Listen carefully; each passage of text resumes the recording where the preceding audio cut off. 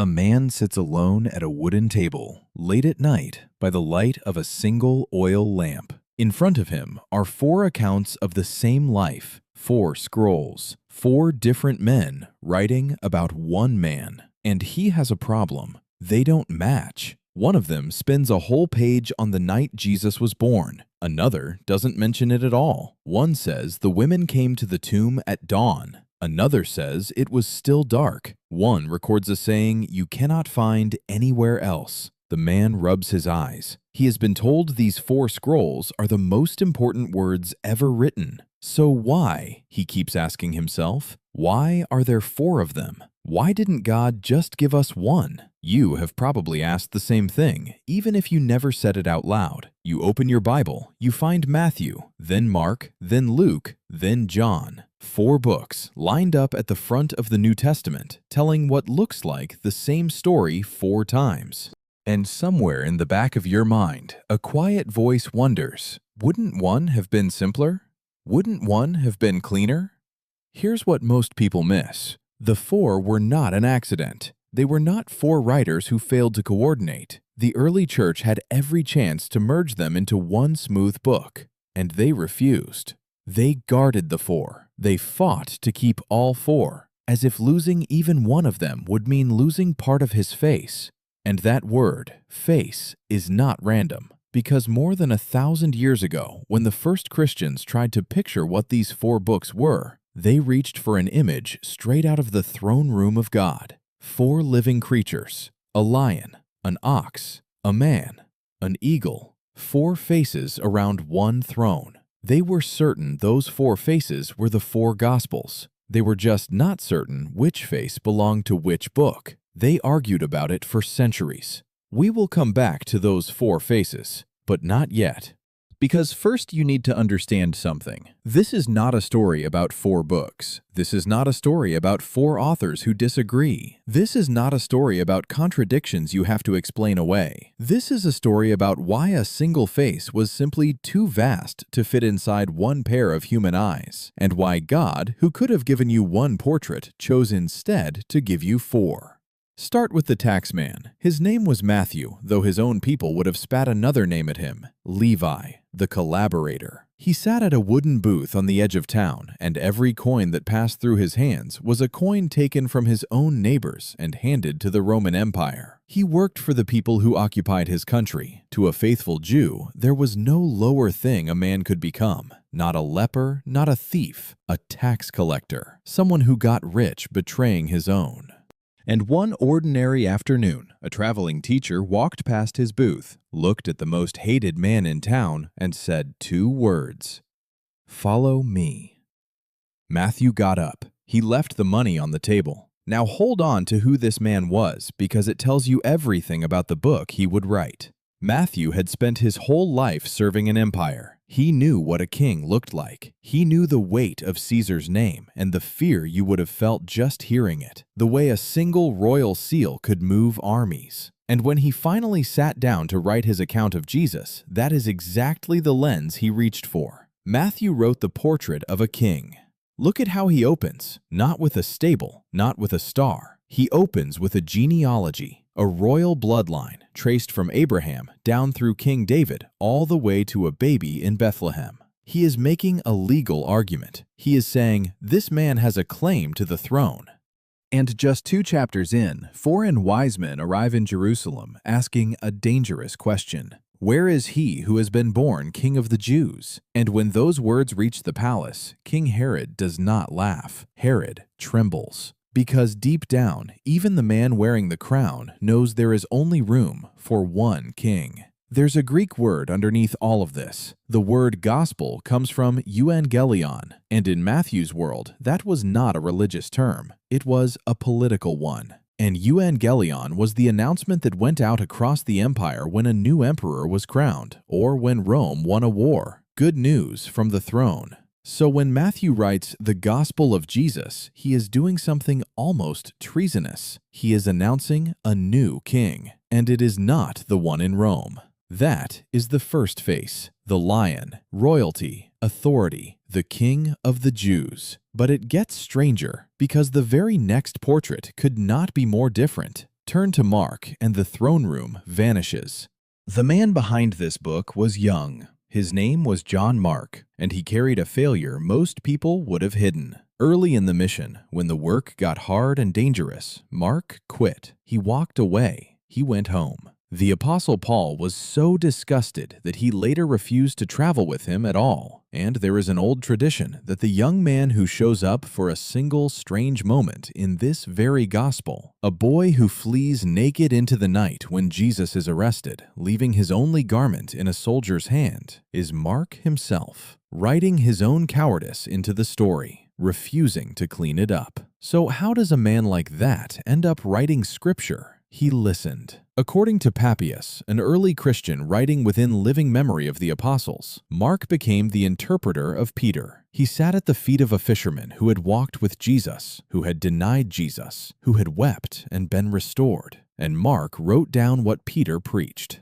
This gospel is the memory of an eyewitness, filtered through a man who knew exactly what it felt like to fail and be given another chance. And you can feel Peter in it. This is the only gospel that tells you Jesus looked at people and felt anger, that he sighed, that he was tired enough to fall asleep in a boat in the middle of a storm. Those are not the details a committee invents. Those are the things a man remembers about someone he loved and watched up close, the small, unguarded moments that only an eyewitness would bother to keep. Mark did not soften any of it. He wrote down the rough edges, including his own. And it reads nothing like Matthew. There is no genealogy here, none, because Mark is not painting a king on a throne. He is painting a servant in motion, and a servant does not need a family tree. A servant needs to work. You can feel the breathlessness when you read it out loud. There is a Greek word, euthys, that means immediately, and Mark uses it more than 40 times. Immediately Jesus did this, and immediately he went there, and immediately the crowd pressed in. No long sermons, no pauses, just a servant who heals, and moves, and serves, and never seems to stop. It is the shortest gospel and the fastest, and that is the point. This is the face of the ox, strength bent low, power that does not rest, the God who came not to be served, but to serve. Two men, a tax collector who had served an empire, and a young man who had once run away. One paints a king, one paints a servant. Same Jesus, two completely different faces. Stay with me, because we are only halfway through the portraits, and the next two reach higher and deeper than anything yet. Before we go further, let me say one quick thing. If these two faces alone, the king and the servant, have already made you see Jesus a little differently than you did 10 minutes ago, then you are exactly the kind of person this channel is made for. Take 1 second and subscribe, because the two portraits still ahead are the reason this whole video exists. One of them was painted by a man who never even met Jesus, and the last one was written by an old man who outlived everyone he loved, and it changes everything. All right, back to the table and the third scroll. The third man is the strangest of all, because he was not there. Matthew walked with Jesus, Mark had Peter, but the man who wrote the third gospel never saw Jesus heal a single person. He never heard him teach on a hillside. He was not a Jew, he was a Greek, and by trade, he was a doctor. His name was Luke, and Paul once called him simply the beloved physician. Think about what that means. The other Gospels were written by men of faith remembering what they had lived through, but Luke had to do something different. He had to investigate. And he tells you so right at the start, in language that sounds almost like a journalist filing a report. He says he carefully looked into everything from the beginning, talking to the eyewitnesses, so that you might know the certainty of what you have been taught. So Luke went looking. He interviewed, he gathered, he cross-checked, and the man asking the questions was trained to notice the small things you and I would walk right past. Because a physician's whole life is built on paying attention to the body, to suffering, to the one detail that tells you what is really happening. And it shows. Watch what only Luke records. In the garden, on the last night, while the others wrote that Jesus prayed, only Luke, the doctor, tells you that his sweat became like great drops of blood falling to the ground. That is a medical observation. There is even a rare condition where extreme anguish ruptures the tiny vessels beneath the skin, and a person sweats blood. Only the physician thought that detail mattered enough to write down. It is also Luke who notices the small mercies a doctor would catch, the angel sent to strengthen him, the touch that heals a severed ear in the middle of the chaos of his arrest. Because Luke is not painting a king this time and not a tireless servant, Luke is painting a man, a real, breathing, bleeding human being in the worst hours of his life. And once you see it, you cannot unsee it. Luke is the gospel of the people everyone else overlooked. It is Luke who lingers on the women. It is Luke who keeps turning the camera toward the poor, the sick, the outsiders, the ones polite society stepped around. And it is Luke, only Luke, who records the dying criminal on the cross beside Jesus, a convicted man with nothing left to offer, who simply asks to be remembered. And Jesus turns to him in his own agony and promises him paradise that very day. Here's the part nobody tells you.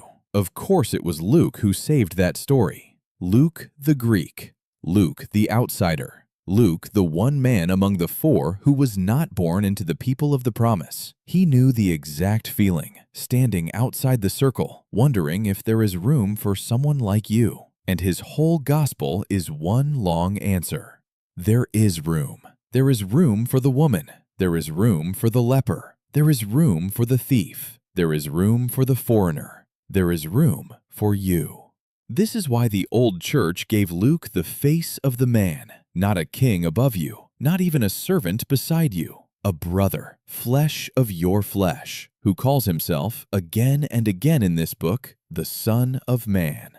That is the title he uses most, and it means exactly what it sounds like, one of us. And this is where it gets remarkable, because notice what just happened to the size of the story. Matthew gave you a king for the Jews. Mark gave you a servant for those who would follow. But Luke kicks the doors off the building. Luke says this man does not belong to one nation or one bloodline or one kind of person. He belongs to everyone, the Greek and the Jew, the respectable and the ruined, the insider and the one who never got an invitation. The circle just got as wide as the human race. And just when you think the picture could not possibly get any bigger, the fourth man picks up his pen, and he does not start in Bethlehem. He does not start with a genealogy. He starts before the world was made. He was the last one left. By the time the fourth gospel was written, the others were gone.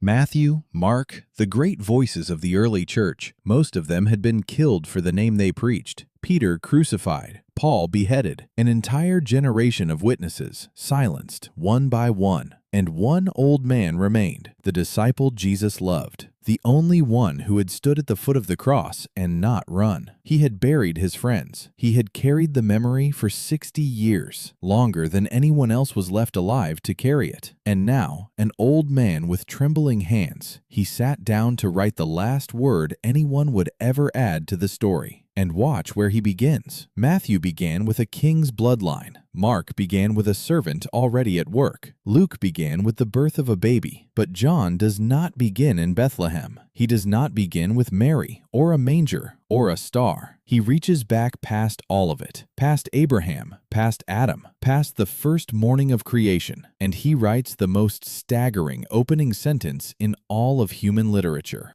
In the beginning was the Word, and the Word was with God, and the Word was God. There it is. The reason there is no genealogy in John. A family tree traces where you came from, and this is the one face among the four that has no beginning to trace. To draw his lineage, you would have to go back before the first morning, before there was a single day to count. The other three told you where Jesus came from. John tells you he never came from anywhere. He simply always was. This is the face of the eagle, the one that does not walk the ground with the king, or labor in the dust with the servant, or weep in the garden with the man. The eagle flies straight up, above time, above history, above creation itself, and looks down on all of it from the throne. This is the Son of God. And now, finally, we can come back to those four faces around the throne. Remember, at the very beginning, the four living creatures, the lion, the ox, the man, the eagle, The early Christians were certain those faces were the four Gospels.